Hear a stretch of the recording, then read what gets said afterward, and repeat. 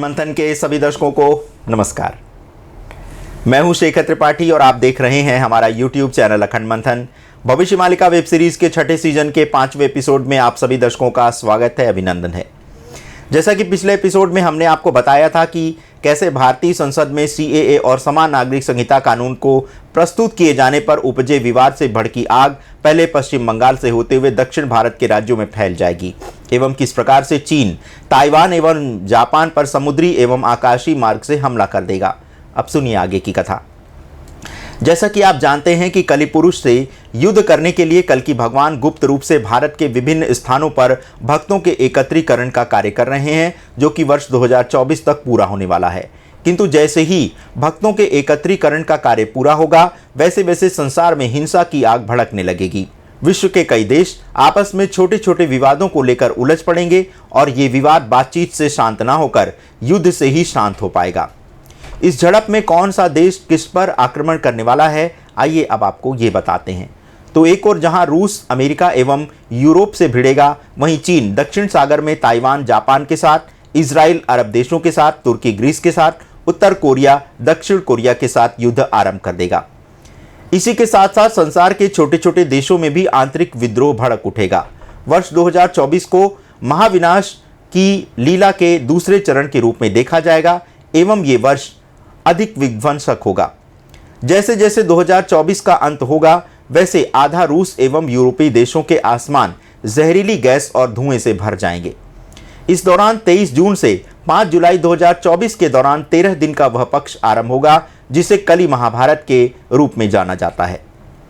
इस कली महाभारत में संसार में इतना मलबा गिरेगा कि लाखों लोग तो उस मलबे में दबकर मर जाएंगे।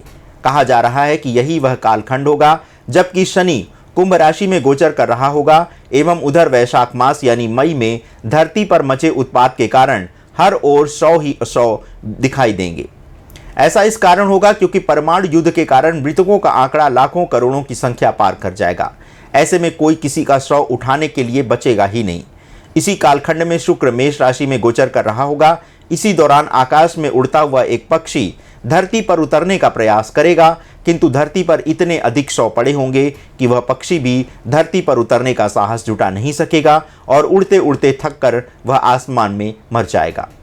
ये सारा विवरण भविष्य मालिका ग्रंथ में अक्षरशः लिखा हुआ है।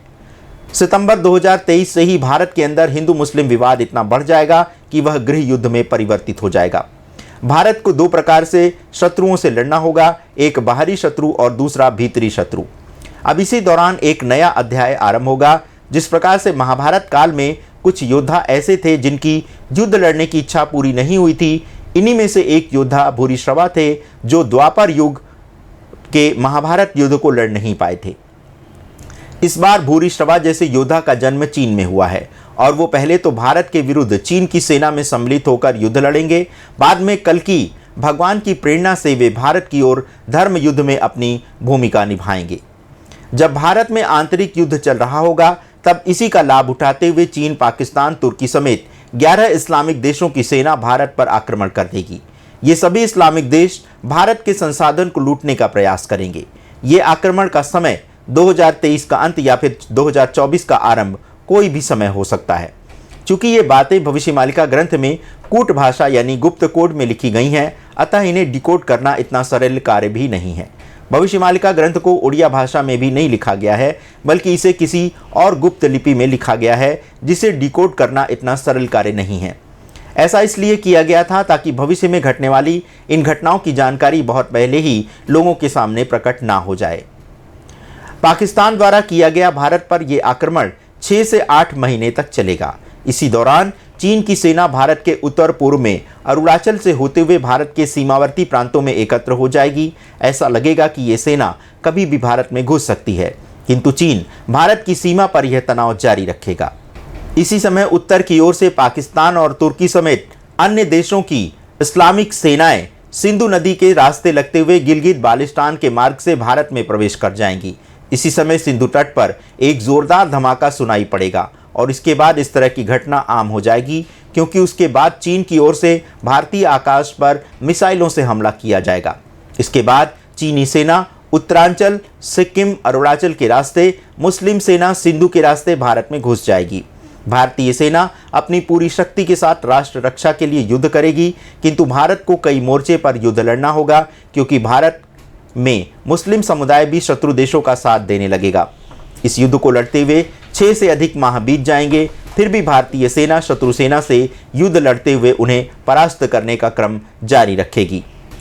तो आज के एपिसोड में बस इतना ही। हमारे अगले एपिसोड में देखिए कि किस प्रकार से संसार के आकाश में चांद में दिखने लगेगा एक बड़ा सा धब्बा। आखिर ये धब्बा किसका प्रतीक होगा? कल की भगवान इसके बाद शत्रु सेना के साथ क्या क्या करने जा रहे हैं, जानने के लिए देखना मत भूलिएगा हमारा अगला एपिसोड। आपने इतना बहुमूल्य समय हमें प्रदान किया, इसके लिए हम आपके सदैव आभारी रहेंगे। धन्यवाद। नमस्कार।